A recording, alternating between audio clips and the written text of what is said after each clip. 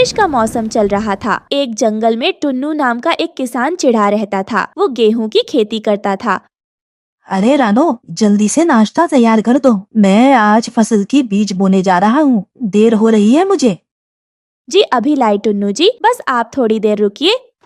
टुन्नू का एक छोटा भाई था, कालू कौवा। वो बहुत चालाक, लालची और आलसी कौवा था। कुछ साल पहले कालू ने ही जिद करके जमीन और मकान का बंटवारा कराया था।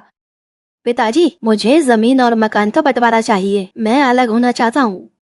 बेटा, अभी तो मैं जिंदा हूँ। तुम अभी से लड़ाई झगड़ा कर रहे हो। क्या तुम दोनों भाई मिलजुल कर खेती नहीं कर सकते? पिताजी, मैं कालू के साथ खेती करने के लिए तैयार हूँ। आप मेरी तरफ से परेशान मत होइए।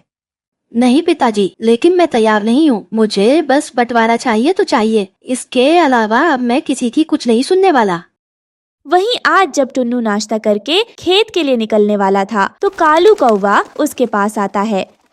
टुन्नू भैया, क्या आप आज बीज बोने जा रहे हैं अपने खेत में? हाँ कालू, जा तो रहा हूँ। बोलो, तुम्हें क्या काम है मुझसे? टुन्नू भैया, वो थोड़े बीज मुझे भी चाहिए होंगे, तो आप दे दीजिए। हाँ मेरे भाई, अभी देता हूँ। तब तक तुम भी नाश्ता कर लो। रानो, अरे ओ रानो, जरा कालू के लिए भी नाश्ता लाना तो। टुन्नू चिढ़ा बड़ी मेहनत से अपनी फसल उगाता था। वहीं कालू दूसरे मजदूरों से अपनी फसल को उगवाता था और बाद में मजदूरी देने में आनाकानी करता, जिस वजह से सारे मजदूर उससे परेशान थे। मालिक, मेरी मजदूरी दे दीजिए। मैंने बड़ी मेहनत से आपके खेतों में मजदूरी की है। अभी जाओ यहाँ से, मेरे पास पैसे नहीं है। 1 सप्ताह बाद आना। जब मजदूरों को समय पर अपनी मजदूरी नहीं मिलती तो वह फसल को ठीक से नहीं बोते। हर बार की तरह इस बार टुन्नू की फसल बहुत घनी और बढ़िया हुई थी और वहीं कालू की फसल कुछ खास नहीं हुई। टुन्नू चिढ़ा ने फसल को बेचकर 1 लाख कमाया। उधर आलसी और लालची कालू कौवा की फसल सिर्फ 50,000 में बिकी। कालू को इस बात की बहुत जलन हुई कि उसके बड़े भाई की फसल 1 लाख में बिकी और उसकी सिर्फ 50,000 में। टुन्नू हमेशा की तरह कालू के पास मिठाई लेकर पहुंचा। लो कालू, मिठाई खाओ। इस बार मेरी फसल पूरे 1 लाख में बिकी। आज तो मैं बहुत खुश हूँ। आ गया जले पर नमक छिड़कने। अगली बार इसकी फसल का वो हाल करूँगा कि मेरे सामने भीख मांगेंगे, भीख। टुन्नू चिड़ा बहुत नेक दिल का चिड़ा था। वह जरूरतमंदों की मदद किया करता था। अगली बार जब टुन्नू ने फसल बोई तो कालू फसल में लगने वाला कीड़ा ले आया। कालू की पत्नी गोरी कौवी ने उसे बहुत समझाया। यह आप ठीक नहीं कर रहे हैं। आपके भाई आपकी हर तरह से मदद करते हैं और आज आप उन्हीं की फसल बर्बाद करना चाहते हैं। ये तो बहुत गलत बात है। तू चुप कर। ज्यादा बकबक करेगी तो तुझे तेरी माँ के यहाँ छोड़ाऊंगा। तो छोड़ आओ ना, धमकी किसे दे रहे हो? मैं मायके चली गई तो तुम्हारे घर पर मक्खियाँ भी नहीं भिनकेंगी। कोई नहीं बचेगा तुम्हारे घर और बच्चों को संभालने वाला। अच्छा ठीक है, मैं टुन्नू भैया की फसल को कीड़ा नहीं लगाऊंगा। कालू ने अपनी पत्नी से झूठ बोला और एक रात अपने भाई टुन्नू की खेत में घुस गया और उसके फसल पर कीड़े डाल दिए। टुन्नू चिड़ा कुछ दिनों के लिए दूर के जंगल गया हुआ था। कुछ दिनों बाद वो वापस आया और देखा कि उसके फसल में कीड़े लग गए हैं। है ऊपर वाले, ये क्या हो गया? मेरी सारी फसल बर्बाद हो गई। पर कैसे? मुझे तो कुछ समझ में नहीं आ रहा। इस साल टुन्नू की फसल सिर्फ कम पैसों में बिकी। है ऊपर वाले, आखिर इन कम पैसों में पूरे साल का खर्चा कैसे चल पाएगा?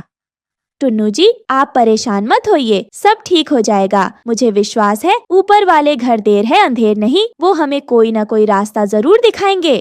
फिर टुन्नू मदद मांगने कालू के पास पहुंचा। कालू, इस साल मेरी फसल बड़ी मुश्किल से बिकी है। तुम मुझे कुछ पैसे उधार दे दो तो तुम्हारी बहुत मेहरबानी होगी। मेरे पास 1 रुपया भी नहीं है देने के लिए। मेरे ऊपर कर्जा चढ़ा हुआ है, मैं वही नहीं उतार पा रहा हूँ, तो तुम्हें कहाँ से दूंगा? चले जाओ यहाँ से। इस तरह से कालू ने झूठ बोल दिया। टुन्नू बेचारा जंगल के पक्षियों से मदद मांगने भटकने लगा। रास्ते में टुन्नू को एक गिद्ध बाबा मिले जिसे वो हमेशा दान दिया करता था। क्या हुआ टुन्नू, आज तू इतना परेशान क्यों दिख रहा है? क्या बताऊं बाबा, मेरी सारी फसल पर कीड़ा लग गया। फसल बहुत कम पैसों में बिकी। मेरे परिवार का खर्चा इतने में नहीं चलने वाला। मुझे समझ नहीं आ रहा कि करूं तो करूं क्या। फिर गिद्ध बाबा ने टुन्नू को कुछ बीज दिए और कहा, टुन्नू, इसमें कुछ बीज हैं, इसे तू अपने खेत में डाल देना, फिर देखना क्या उगता है। टुन्नू ने बाबा द्वारा दिए बीजों को अपने खेतों में बो दिया। सिर्फ एक सप्ताह बाद टुन्नू के खेत में कुछ खास तरह के पौधे उग आए और उसमें पैसे लगा हुए थे। नोटों की खेती देख रानो चिड़िया और टुन्नू चिढ़ा बहुत खुश हुए। टुन्नू जी, ये तो कमाल हो गया, हमारे खेतों में पैसों की खेती हो गई। हम इन पैसों से हर गरीब पक्षी की मदद करेंगे और उन पैसों से वह जंगल के सबसे अमीर पक्षी बन गए। फिर एक दिन कालू कौवा टुन्नू के घर पहुंचा और उसके पैरों पर गिरकर रोने लगा। भैया, मेरा कर्ज नहीं उतर पा रहा है। आपके पैसों की खेती वाला कुछ बीज मुझे भी दे दो, मैं आपका एहसान कभी नहीं भूलूंगा। रो मत मेरे भाई, मैं तुम्हें बीज दे देता हूँ। टुन्नू ने कुछ बीज अपने भाई कालू को दे दिए। टुन्नू कितना बेवकूफ है, जरा सी रोने की एक्टिंग क्या की, उसने तो आधे बीज मुझे दे दिए। अब मैं इन बीजों से टुन्नू से भी ज्यादा नोट उड़ाऊंगा अपने खेत में। कालू ने अपने खेत में बीज बोए, लेकिन एक सप्ताह बाद उसके खेत में पैसों के पौधे नहीं निकले। उसके खेत में जो पौधे निकले उन पर कांटे लगे हुए थे। कालू भागते हुए अपने भाई टुन्नू के पास गया। टुन्नू भैया, आपने मुझे धोखा दिया। ये तुम क्या कह रहे हो कालू? साफ साफ बोलो, तुम कहना क्या चाहते हो? आपने जो बीज मुझे दिए थे वो मैंने अपने खेत में लगाए, लेकिन उससे जो पौधे निकले उनमें पैसों की जगह कांटे आ रहे हैं। अरे कालू, लेकिन मैंने तुम्हें वही बीज दिए थे जो मैंने अपने खेत में बोए थे। मैं नहीं जानता कि ऐसा तुम्हारे साथ क्यों हुआ। तभी वो गिद्ध बाबा जिसने टुन्नू को बीज दिए थे वो वहाँ आ गया। बाबा, आप बिल्कुल सही समय पर आए हैं। मैंने अपने भाई को वही बीज दिए जो आपने मुझे दिए थे, लेकिन इसके खेत में नोटों के पौधे नहीं आ रहे, बल्कि कांटों के पौधे आ रहे हैं। ऐसा क्यों हुआ बाबा? क्या आप जानते हैं इस बारे में? टुन्नू, तुम्हारा मन पवित्र है, तुम्हारे मन में किसी के लिए कपट नहीं है, लेकिन कालू तुम्हारे ऊपर लालच और कपट है, इसलिए तुम्हारे हाथ से जो पौधे उगे उसे काटे आए। तुम्हें अपना लालच त्याग देना चाहिए कालू। मुझे माफ कर दीजिए भैया, आपके फसल में कीड़ा मैंने ही लगाया था। पुरानी बातें भूल जाओ कालू, लेकिन आगे से ऐसा कभी मत करना। हम दोनों भाई हैं, हमें मिलकर काम करना चाहिए। ठीक कहा भैया, आज के बाद मैं कभी किसी से जलन नहीं करूँगा, मेहनत और ईमानदारी से अपना सारा काम करूँगा। इस तरह से टुन्नू चिढ़ा अपनी पति राणो के साथ मिलकर पैसों की खेती करने लगा। दोस्तों, आपको हमारी आज की कहानी कैसी लगी? हमारी कहानी को लाइक करें, कमेंट करके अपनी राय हमें दें। आपके कमेंट और लाइक हमारे हौसले को बढ़ाते हैं। अगर आप हमारे चैनल पर नए आए हैं तो हमारे चैनल को सब्सक्राइब करना ना भूलें। आपका धन्यवाद। हे भगवान, ये तूने क्या कर दिया? इससे अच्छा तो मैं तुझसे मदद ही ना करवाती, मैं अपना दूध खुद ले आती। तूने मेरा सारा दूध फैला दिया। वो गौरी आंटी, मुझसे गलती हो गई, आप मुझे माफ कर दो। आई बड़ी गलती हो गई, मुझे माफ कर दे। चल निकल यहाँ से, अब दोबारा यहाँ कभी मत आना। वो गोरी कौवी गुड़िया चिड़िया को फटकार लगाकर वहाँ से भगा देती है। गुड़िया चिड़िया एक बार फिर उदास हो गई। उसे जानने वाले तो बहुत ही कम थे। वो एक तोते के पास जाकर कहती है, तोते अंकल जी, सुना है कि आपके घर में शादी है। अगर आपको कोई मदद चाहिए हो तो बता देना, मैं आपकी मदद कर दूंगी। आप जो कहेंगे वो काम मैं अच्छे से करूंगी। ना, मुझे तुमसे कोई मदद नहीं चाहिए। मुझे शादी तुड़वानी थोड़ी नहीं है। जा निकल यहाँ से, आई बड़ी मदद करने वाली। मैं कोई भी गड़बड़ नहीं करूंगी तोते अंकल, करवा लो ना मुझसे काम। ना, मुझे तुमसे कुछ नहीं करवाना। तू जा अपना रास्ता नाप। तोते के ऐसे कठोर शब्द सुनकर तो गुड़िया चिड़िया मायूस हो गई और वो उदास मन से वहाँ से चली गई और वो एक जगह बैठकर सोचने लगी। ऐसी जिंदगी जीना तो बेकार है। क्या फायदा है ऐसी बेकार जिंदगी जीने से? ना तो बात करने के लिए सहेली है और ना ही परिवार। किसी की मदद करने जाती हूँ तो कोई ना कोई गड़बड़ हो जाती है, और सेठ जी वो तो हर समय मुझे डांटते रहते हैं। क्या फायदा ऐसी जिंदगी से? इससे अच्छा तो मैं मर ही जाती हूँ, कम से कम कष्ट तो नहीं झेलने पड़ेंगे। ये सोचकर गुड़िया चिड़िया मरने के लिए जंगल की तरफ चली गई। जंगल में उसे एक बहुत ऊंची पहाड़ी दिखाई दी। मैं अगर इस पहाड़ी से नीचे कूदूंगी तो बचने का कोई सवाल ही नहीं है।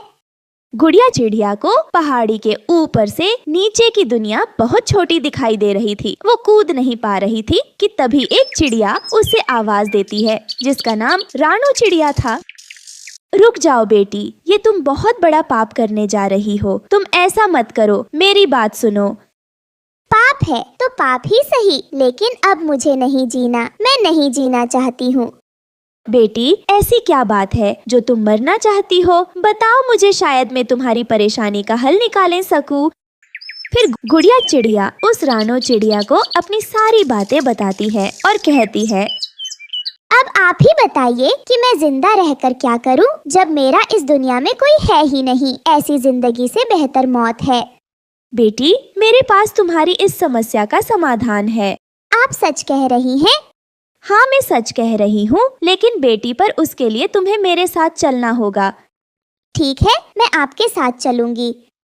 फिर गुड़िया चिड़िया उस रानो चिड़िया के साथ एक नदी पर आती है। तब रानो चिड़िया उससे कहती है, चिड़िया बेटी, ये तुम नदी देख रही हो, ये एक जादुई नदी है, ऐसी वैसी नदी नहीं है। रात के समय में ये अपनी जादुई नदी की चमक दिखाती है। अगर तुम रात के समय में इस नदी में डुबकी लगाओगी तो तुम्हारी सारी समस्याएं दूर हो जाएंगी। ठीक है, तो फिर रात के समय में मैं इसमें डुबकी लगाऊंगी। फिर गुड़िया रात होने का इंतजार करती है और कुछ ही देर में रात हो जाती है। तब रात होने पर वो नदी चमकने लगती है। तब रानो चिड़िया उससे कहती है, बेटी, यही सही समय है, अब तुम जाओ और इसमें डुबकी लगाओ। फिर गुड़िया उस नदी में जाकर एक डुबकी लगाती है और फिर बाहर आ जाती है। तब वो रानो चिड़िया उससे कहती है, बेटी, अब तुम अपनी सारी पुरानी बातों को भूल जाओ और अपनी नई जिंदगी की शुरुआत करो, क्योंकि अब तुम एक नई गुड़िया चिड़िया हो, जो कि अब तुम हर काम में सफल होंगी। और बेटी, मेरी बात अच्छे से याद रखना, तुम हर काम अच्छे से कर सकती हो, अपने ऊपर भरोसा रखो। ठीक है रानो चिड़िया, आप चिंता मत करो, जैसा आपने कहा है मैं वैसा ही करूँगी। ये कहकर गुड़िया चिड़िया अपने जंगल की तरफ लौट जाती है। जैसे ही वो अपने जंगल में पहुंचती है तो वहाँ उसे कालू कौवा मिलता है, जो कि उससे कहता है, गुड़िया, अगर किसी को काम की जरूरत हो तो मुझे बताना, क्योंकि मेरी नई चूड़ी की दुकान में मुझे एक पक्षी की जरूरत है। अरे भैया, किसी और पक्षी को क्यों, मैं खुद काम ढूंढ रही हूँ। आप मुझे लगा लो ना अपनी दुकान पर, मैं आपको शिकायत का एक भी मौका नहीं दूंगी। ठीक है गुड़िया, तो फिर तुम कल से मेरे पास काम पर आ जाना। फिर अगले दिन से गुड़िया चिड़िया कालू कौवे की चूड़ियों की दुकान पर काम करने आ जाती है। तब कौवा उसे चूड़ियों का रेट समझा देता है। फिर कुछ देर बाद वहाँ एक तोती आती है। चिड़िया बहन, मुझे लाल कलर की चूड़ियाँ दिखाइए, शादी वाली। फिर गुड़िया चिड़िया उसे कुछ चूड़ियाँ दिखाती है, जिन्हें देखकर वो तोती कहती है, अरे वाह, ये सारी चूड़ियाँ तो बहुत अच्छी हैं, मैं कौन सी चूड़ी लूं? बहन जी, आपको जो जो अच्छी लग रही हैं, आप सब ले लो, आप पर सब अच्छी लगेंगी और शादी में आप बहुत अच्छी दिखोगी इन चूड़ियों को पहनकर। ये बहुत ही सुंदर चूड़ियाँ हैं। बताओ फिर आपको कौन सी चूड़ी दे दूं? हाँ, ये तो आपने एकदम ठीक कहा है। तो फिर आप मुझे ये वाली और वो पीली वाली और वो हरी वाली दे दो।